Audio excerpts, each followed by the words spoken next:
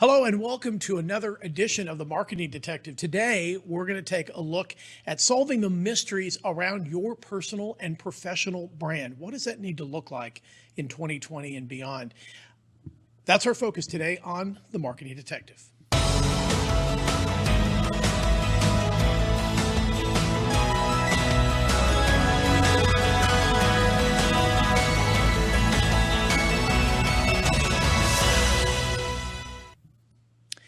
My guest today is my best friend and also a lifelong journalist. He is currently the executive producer of The Morning After, where he also hosts the show. That guest is none other than Ron Corning. Ron, thanks for joining us today. Happy to be here, Mitch. Thank you. Yes. Well, listen, you have really done an amazing job of building your professional brand, especially with social media. So I thought you would be the ideal guest for me today. But before we kind of dive into that, take us through your journey that brought you to Dallas. Well, it's interesting because my pathway was, in one respect, conventional, and in another respect, it wasn't, in that my education was in liberal arts. I studied religion and history at Wheaton College in Norton, Massachusetts. And I went into Wheaton knowing that I wanted to be a journalist and really subscribe to their philosophy that become a great thinker, become able to decipher a lot of complicated information, ask good questions, be a good writer, and all of those things will be the foundation of journalism. What's interesting about that, though, is when it came to getting my first internship, I really had to overcome that hurdle that I wasn't in a broadcast program or in a broadcast school. And so I needed their help and guidance. We met that first hurdle.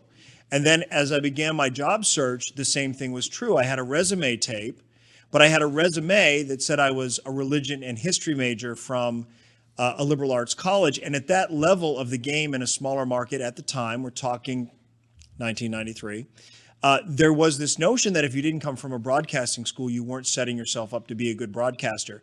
So I had to overcome that hurdle as well. And it literally involved me explaining to news directors the entirety of what my college experience was, that my skill set wasn't just marked by my education, but also by my internships and by what they saw on the resume tape. I did have to dispel for a news director one time that I wasn't a minister because I'd studied religion. I'd studied it from a very objective outsider's point of view. So I had to explain that. He warned me that there would be cursing in the newsroom, and he didn't know with my religious background how I'd take to that. I said, no, I'm all good. I'm all good there. I got you covered. You know, it's funny you mentioned that religious piece. When I was leaving the ministry and going into getting into broadcast, because that's really where my career was before I'd taken that detour, and I didn't get a job because somebody thought that my Christian spirit would be tempted in bad ways by joining that particular organization. Oh, you're tempted in bad ways regardless of your Christian spirit, in spite of it. Exactly. And ironically, I now oversee that very station. Yeah, that's funny. Now, although our paths never crossed at the time, we've worked with the same television stations. Tell the audience. I mean, it speaks to what a small world it is, but even more than that, because I started out in Clarksburg, West Virginia, which was a TV market I hadn't even heard of or sought out, but various things led me down that road to that market, and I was about taking the opportunity that came my way first. Didn't matter what it paid, although after I got that first paycheck, I was like, really? You should have thought this one through. $12,000 annually, which was about $403.82 every 2 weeks. Rent was $175. I tried to get myself into the $225 a month bracket, but that wasn't happening. But in any case, that was Clarksburg, West Virginia. And to think this many years later, you would circle back and be overseeing that television station as one of Nexstar's acquisitions when it expanded was fascinating. You are also in the market, Wheeling, Steubenville, West Virginia, not the station, but the market.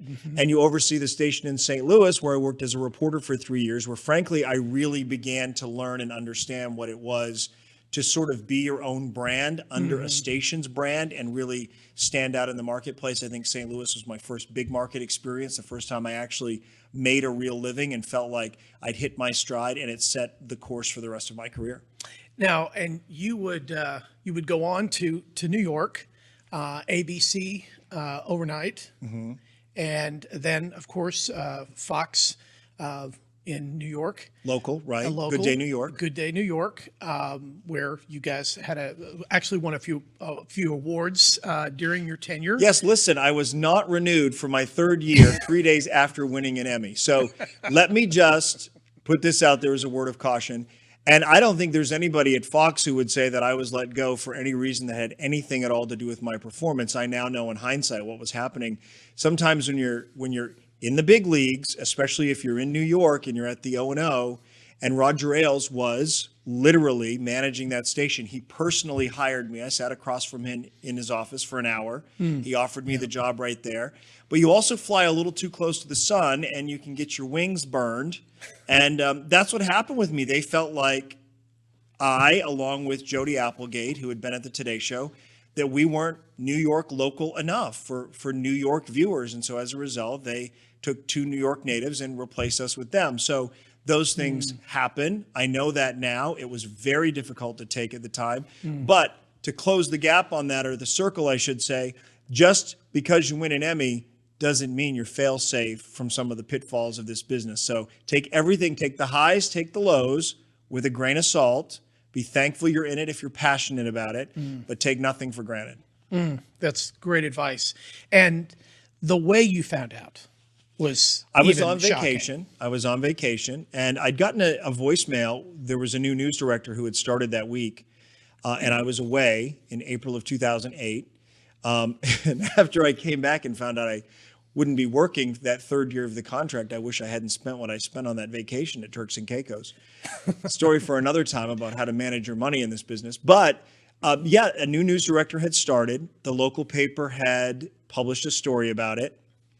And I was nervous just because it felt like something was amiss in the air at the station, and it had felt that way for a long time. And my agent said, listen, Ron, calm down. Emmys don't win themselves. You're going to be fine. I came back on Saturday. I landed at JFK. My plane was delayed on the tarmac, and I had left my phone at home. Imagine me going on vacation, leaving my phone at home. So I took my partner's phone, and I was listening to my voicemails on his phone because we were delayed on the tarmac.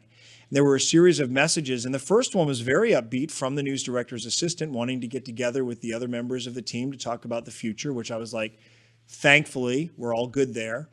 And then the series of messages that followed were from my agent, and they got progressively worse. And the last one was, don't call me. Don't go to work on Monday before you call me. You might still be on vacation. I spoke with the general manager on Friday, and the minute I heard that, I just knew that that third year option coming up in my contract probably wouldn't be exercised.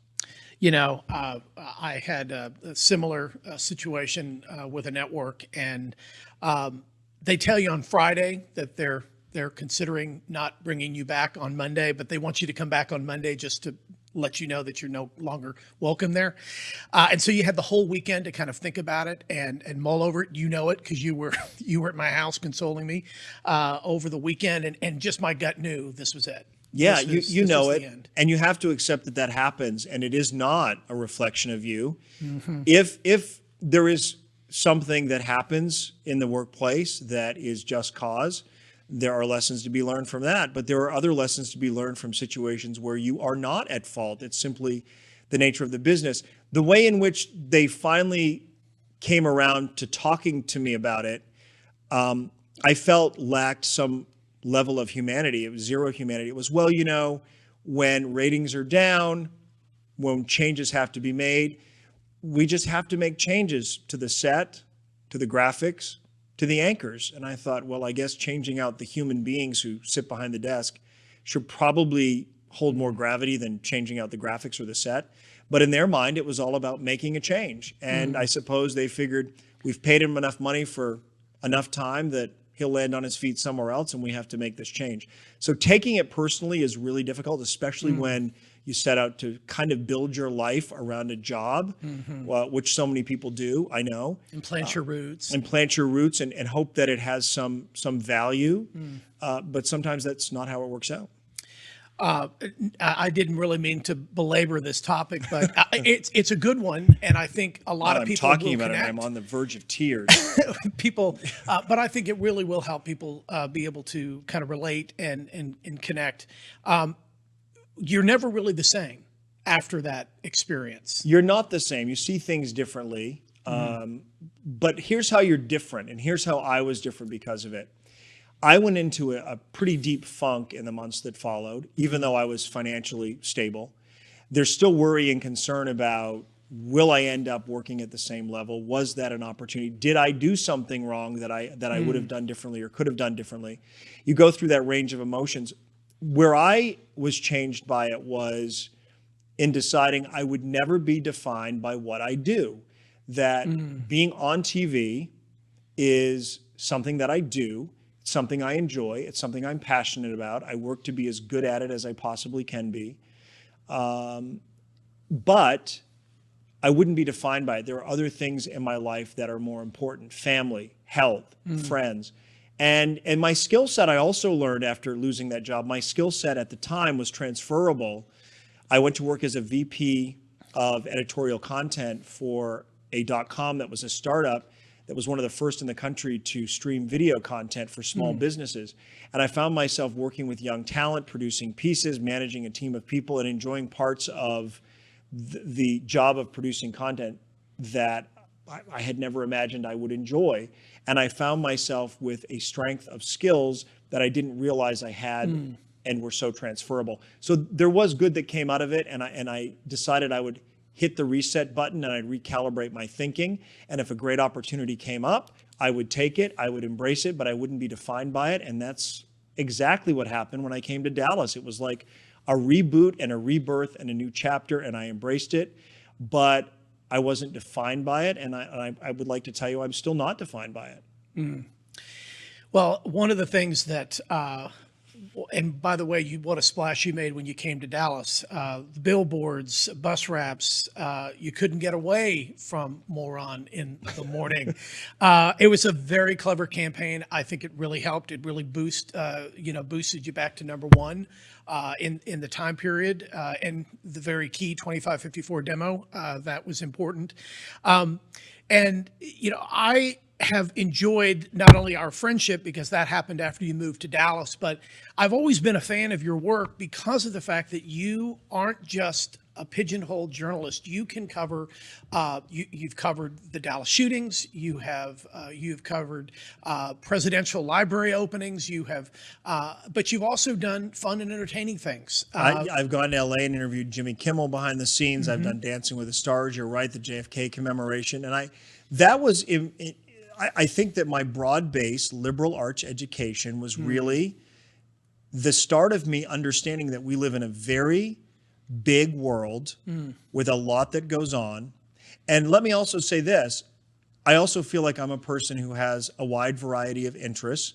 On that scale, sports is probably at the bottom of it, but I've been in a position to cover sports, and I cover it for that person who's like me, who may not fully understand it, and it allows me to find the perspective. What can I bring to this story that will interest the non-sports fan like myself, for example? So I think that is how we employ and engage our skill set, and what we do is, it is personal. We always have to be objective. Those are the rules. Be objective, be truthful. The facts matter. Aside from that, there are no rules. So bring yourself to it. And how do you bring yourself to it? You see where you are in it, and you know that your experience may reflect somebody else's experience as well, and that becomes the hook.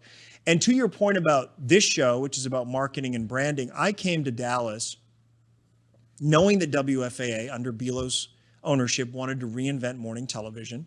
They liked what I had done at ABC World News Now as an overnight anchor, where there's more conversation, a little irreverence, sometimes a point of view, always backed up by fact. And they took all of that and they packaged it in a way where the product we were delivering in the morning matched the campaign they launched about it. And that's really key when it comes to branding. And what happened was, we got people's attention because it was just different enough, and we promoted it to the degree that when they circled back to sample it, What they saw was what we had promoted. And that sometimes is a missing link in branding and marketing that I think was very important.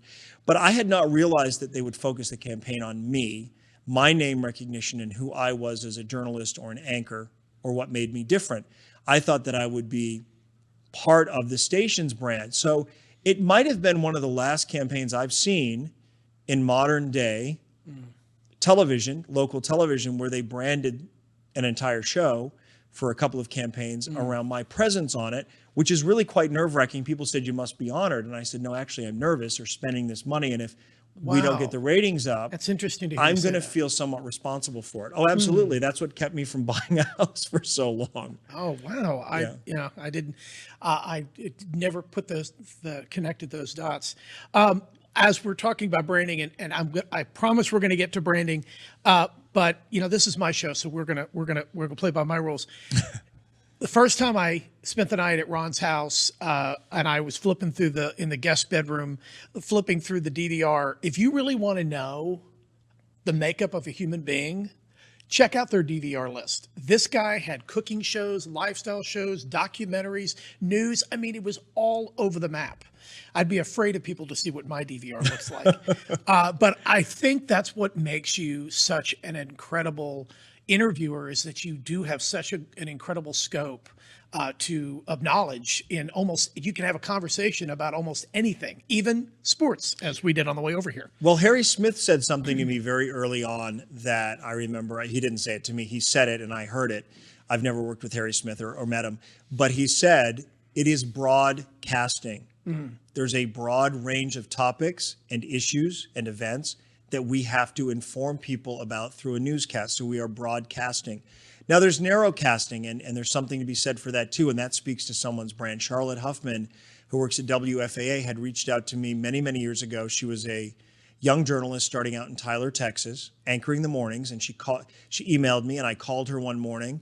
She was looking for advice about moving on in the business, moving up. And I asked her what her particular interests or passions were, or where she felt she was most strong in her skill set. And we narrowed it down to consumer and investigative reporting. And I said, if that's your passion and that's your interest, focus on that and brand yourself around that. Fast forward 10 years later, her first day on the job at WFAA, she approaches me at my desk and says, you may not remember me, but I reached out to you when I was in Tyler. And I had just been going through some boxes of old things, and I found a box of things from WFA, and I had Charlotte Huffman's DVD. Remember DVDs? In the box, Tyler, Texas. So the name was there, and I looked at her, and she goes, it's Charlotte. And I said, Charlotte Huffman from Tyler, Texas? She goes, how do you know that? I go, I literally just found your DVD the other day, and I remember talking to you. So there she was, standing in the newsroom at WFA as a new investigative consumer reporter. And that was a conversation we'd had many years earlier.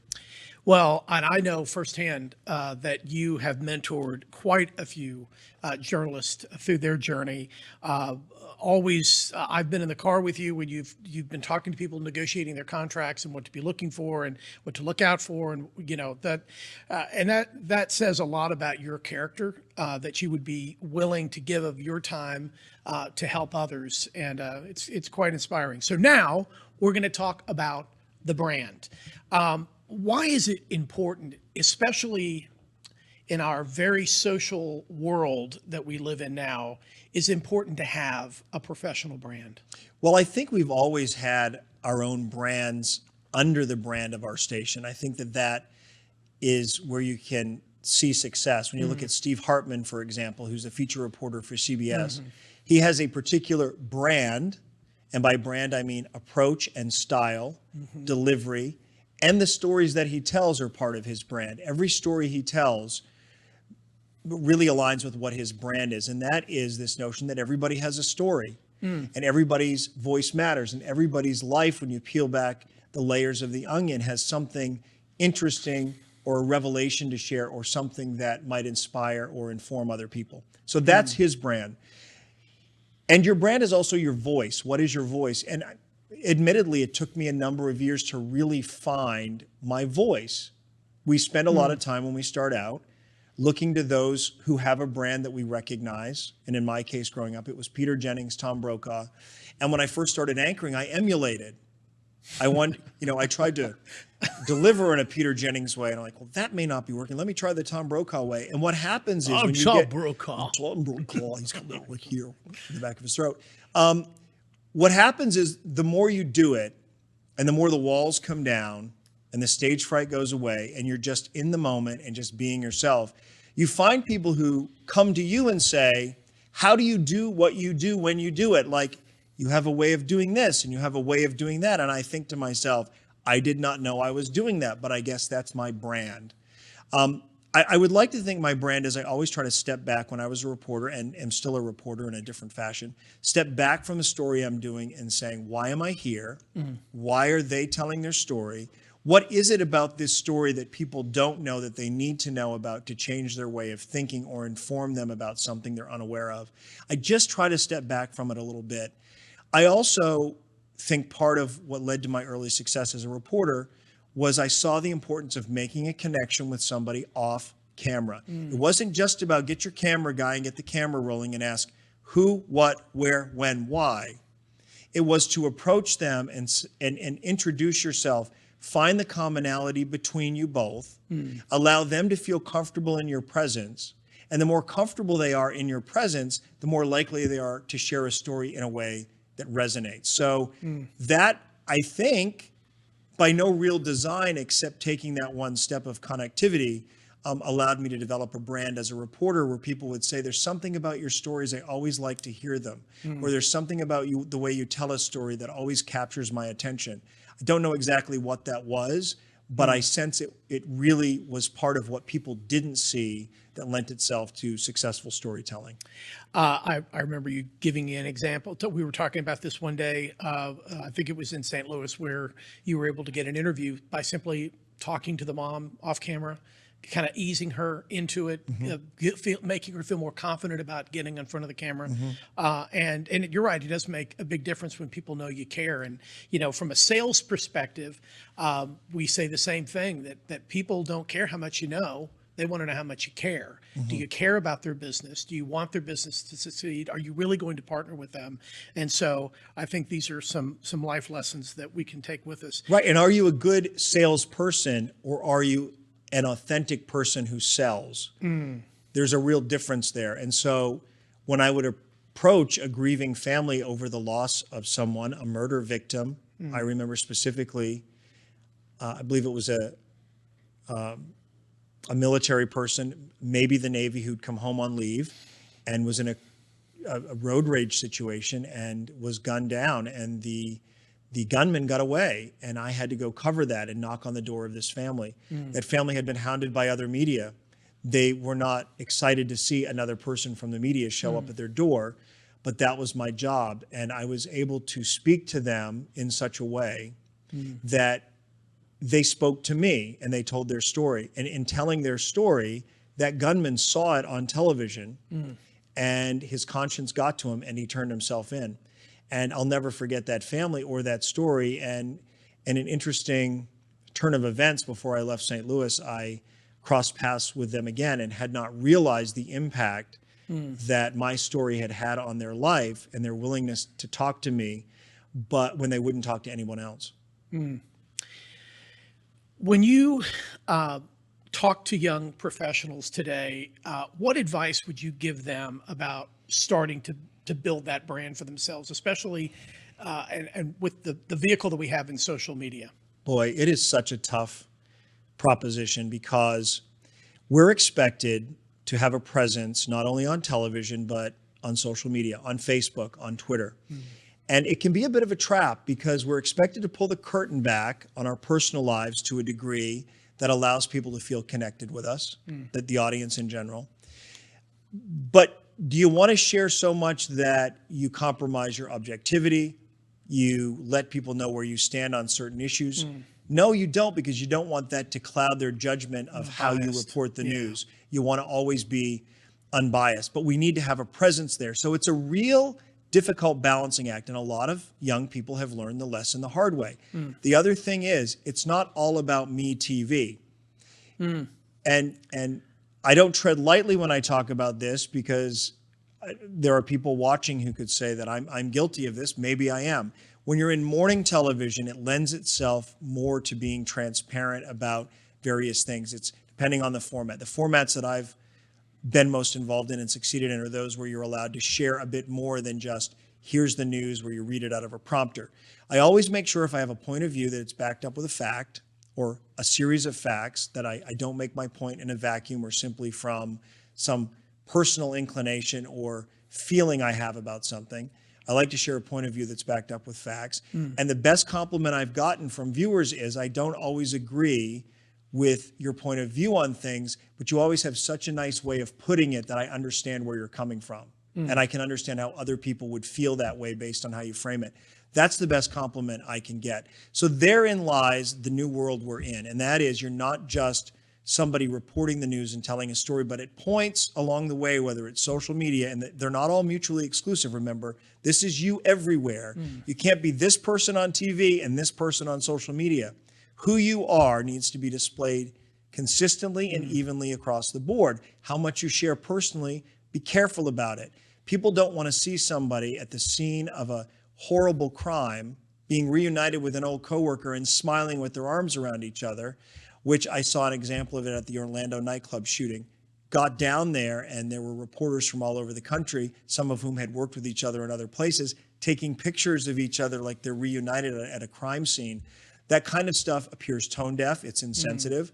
And so just be mindful of all those things. It's not always about you. It's about them. And when you bring yourself to the table, do it in such a way that you're not compromising your objectivity. One of the things that you did, and you continue to do, because you for a long time you didn't know how to say no. You have given to so many nonprofits. I have lost count of how many things that you have hosted over the years. Why was that important to you for that to be a part of your brand? Well, I wondered, and I don't know, again, if I was right or wrong, but I wondered in New York after 2 years when that third year option wasn't picked up, there was no social media at the time to brand yourself outside of how the station branded you. You were on TV during the time that you were on the air, 3 hours in the morning. And if they bought billboards and radio spots, then you were getting additional branding there. But in terms of reaching people outside of being on the air, that didn't exist. Would my fate have been different if I had been out there on social media had it existed to the extent it does now? But when I moved to Dallas, it was the convergence of a number of things. Here's a station that is giving me a chance. They are committed to allowing me to be myself. They're branding me themselves and spending money to do it. And I want to make this my last stop. I want to make this home. So I'm going to go the extra mile to make sure that I'm present everywhere. And by everywhere, I mean Twitter, Facebook, not Instagram at the time, Twitter, Facebook, and in the community and at the events. And if you saw a billboard here and you saw a bus there and then you met me at an event, I wanted it to close the deal and bring viewers from other stations to come over and watch. So I made a concerted effort to the point where I reached a level of burnout where my general manager, one of the nicest guys in the business, Mike Devlin, said to me, "Do we have to say no for you?" If I was at the station past noon, he'd say, "Why aren't you home? You need to get your rest and get up and hit the ground running for the show every morning at 4:30. So he was very kind and very good about managing my inability to say no. So he would say no on my behalf. Or we began to be more strategic about, let's go to this event because there's a large audience in an area that we underserve in a lot of ways. Would you mind doing that? And we'll do something else for this organization. So we had to make decisions like that. I'd like to be able to say yes to everything, not just to be everywhere, but I think it's important. And I am passionate about a lot of causes. And I'm really passionate and want to help people who are really passionate about what they're doing. If I see that in them, I want to be a part of it. I want to help if I can. When you left WFAA, I think you were exhausted doing mornings and wanted to do something different. And then you stumbled into on-air media, which we are here today, where we do our podcast. And you started this little thing called The Morning After. And right out of the gate, you had sponsorship opportunity. I mean, I've never seen a podcast get sponsorships as fast as you guys were able to do it. Do you think all the years of branding that you had put in and those nonprofits where people said, "Hey, I want to check this out. This is something different, something irreverent that was a little different from what you got to do in the final days of WFAA." Do you think that played a large role in getting that audience as quickly as you did? Oh, absolutely, without question. And to give credit where credit is due, if WFAA in 2011, 12, and 13 hadn't spent the money they spent outside of paying me and producing a show to market me in the way that they did, I probably wouldn't have been able to cut through the noise and have the brand or name recognition that I developed in this town.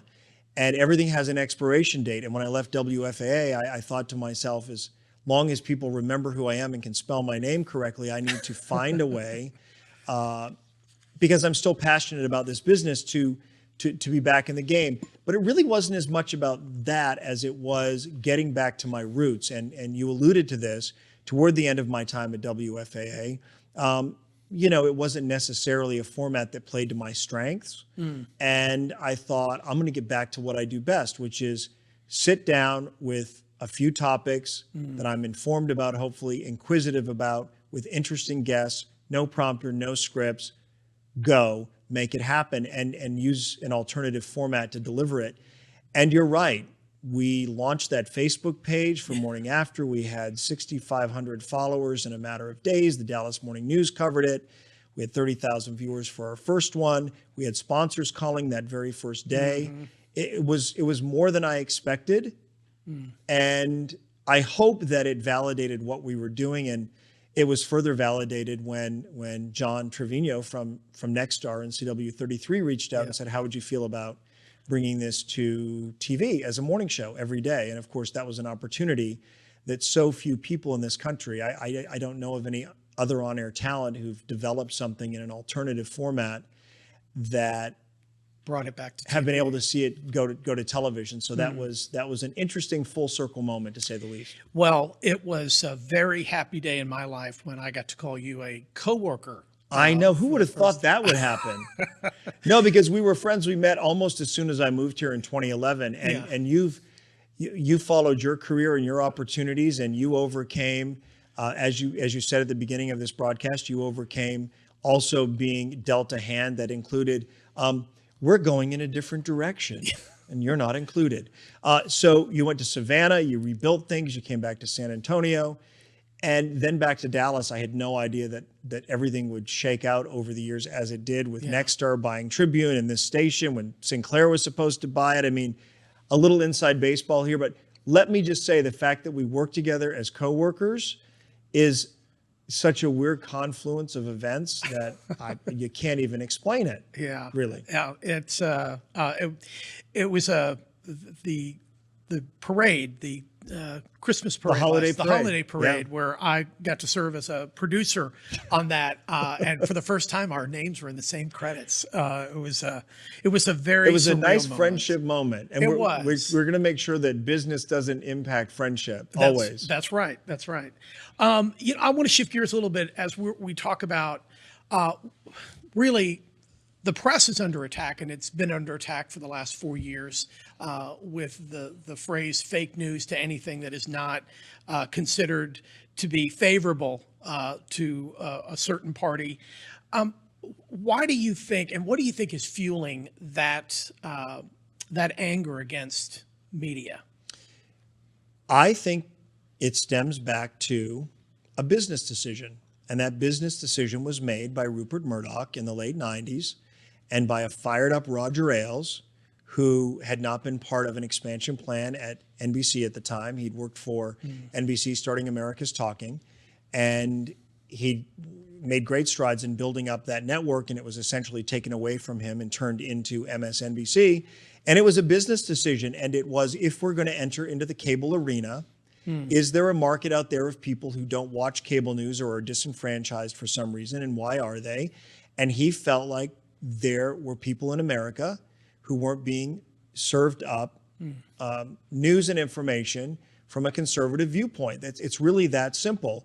And if there's an audience there that's underserved, we will reach them, and we'll reach them through marketing and branding, and we'll reach them through dynamic and charismatic hosts who speak to their truth. And what resulted is what we have right now 20 years later. And that is more than 20 years later. I think they launched in 1996, so 24 years later. I think what we have now is an environment that, and I know this from my personal experience, you turn on one network and you think, oh, that's the country we live in. You turn on this network and you think, oh, that's the country we live in. And neither is an accurate depiction of the country we live in. They are polar extremes of two different points of view. And the truth lies probably somewhere in the middle, but I'm not sure in this media saturated environment that people really know how to find the middle anymore. They don't even know where to look for answers. So they find themselves watching the networks that best reflect how they feel or think in the moment. And that's what draws them in. Somebody asked a very important question. I don't know who it was a short time ago. It might have been Ted Koppel who said, do you want to watch something that speaks to how you already feel, or do you want to watch something that informs you about something you didn't know about and allows you to feel differently about it? That's a really important question, and I think that's at the heart of what's going on right now in this, what frankly is a media war, I think. If what fuels the fire is Facebook and other social media, where people are taking untrue or unverified information and then spreading it on their pages and telling Absolutely. people, just a FYI, as we head up to Election Day, CNN.org is not a real news organization. And that's just the point, Mitch. There are two different kinds of fake news. There are organizations that establish websites that appear to be mainstream media or legitimate media. Mainstream media has a negative connotation now. Legitimate media sources. They mask it to look that way, and then they publish false stories. Those stories get shared. People begin to believe them. And believing wrong information and making decisions on misinformation is not going to help anybody. And then there's this idea that, as you said, if something isn't favorable, it's fake. No, it can be true, but unfavorable. It can be true and you may not like it, but it doesn't make it fake. Fake is different. You use the word mainstream media, which, when people say that to me, I'm like, I work in the media. So that's a little It's offensive. so hard not to take it Oh, personally. I know. And this is the only industry that you can work in where when they say, well, what do you do, Mitch? Oh, I work at Fox 4. Oh, I watch Channel 8. I'm like, I don't say, well, what, you work in insurance? What, Progressive? Oh, yeah, I have USAA. Yeah, I have Geico. Yeah. So, but people will tell They you how much they have a license. And you know what? I've decided that's because we put ourselves out there. We're public figures. Even those of you who work behind the scenes are working for a television station, which is a public entity in their mind, and you're a public figure. And if you put yourself out there, then you must be able to, I guess maybe they feel, you want them to feel connected to you in a personal way, but then they can say things to you that are very impersonal that can hurt, but they don't realize it because they're somewhat detached. Yeah. But yeah, you're right when they say, oh, I watched Channel 4 when you worked somewhere else. Love that. One of the funniest stories that there are people who come out to the events because they know your station's going to be there. And we were out at Fort Worth at the Mayfest event, and this woman walks up with a Hello Kitty T-shirt on, and she walks up. She wants to spin the wheel, so she spins the wheel, and what she wants is a mug. But we had all these kind of prizes. A mug was it was a Good Day mug, or you could get like a pencil, an eraser, or a folder, or whatever. And so it's spinning, and it's counting down like, and it lands on a pencil. And I say, everyone's a winner, and I hand her a pencil, and she just takes it and walks off. 20 minutes later, she comes back. She has turned her shirt inside out, but you could still say it says Hello Kitty, and put her head How does over that to the read side. backwards, Hello Kitty? I don't know, but you could I knew the shirt. And then she put her hair in a ponytail on the side and came up and goes, oh my goodness, Fox 4 is there. Y'all have that wheel? And I go, lady, I'll just give you a mug. Give her the mug. I gave her the mug. The effort that she put into that alone, she deserves the mug. She did. She's now an anchor at Fox 4. Clarice. Oh, Clarice. Oh. So as we kind of wrap things up today, what advice, and since we really talked heavily about journalism, there's a lot of journalists that may get a hold of this podcast. What advice do you give them, Ron? Become a doctor or a lawyer. Run in the other direction. No, what I will tell you is don't get discouraged by people who say the glory days are behind us. There'll never be anybody like fill in the blank, Walter Cronkite. There are journalists coming through the ranks, young people who really are impassioned by it, who really want to be able to tell the stories and who care about the truth. But you need to be truthful with yourself, and you need to really examine what you want out of life. And are you willing to make the sacrifices that it takes to be in this business? Because it comes with a lot of sacrifices. It comes with a lot of uncertainty. So you really have to think about it. And are you willing to do all of that? Give up holidays, live in towns and communities you never imagined you'd live in. If you can embrace those experiences and see them for what they are, like I'll never forget the people I interviewed the summer of '93 in Clarksburg, West Virginia, coal miners who were on strike and were at risk of losing their jobs and their health care. Those to me were important stories to tell. And even though I was broke and living someplace I wouldn't necessarily ultimately want to be in, I felt like I needed to be there and it was a life's calling. So ask yourself, is it your life's calling or is it a job? Or is there something else you really would rather pursue? Just really do some soul searching and know you're going to make a lot of sacrifices. Ron, thank you so much for being my guest and for being my best friend. Oh, you bet. How can people find you on social media? Hold on, let me get a drag of my pipe here. I don't smoke. That sends the wrong message to young people. I'm everywhere where the kids are. Instagram, Twitter, Facebook. Search me out, send a message. Happy to answer any and all questions or inquiries, especially if you're a young journalist and you have questions. Listen, I can guide you to some degree. I can tell you what not to do because I've made enough mistakes that you can learn from me. Well, I think we solved another mystery today around branding and journalism, and we look forward to hearing from you. If you have questions or comments about this podcast or like to submit a mystery to be solved in future podcasts, email me at mwest@nexstar.tv and put Marketing Detective in the subject line. Until next time, I'm Mitch West.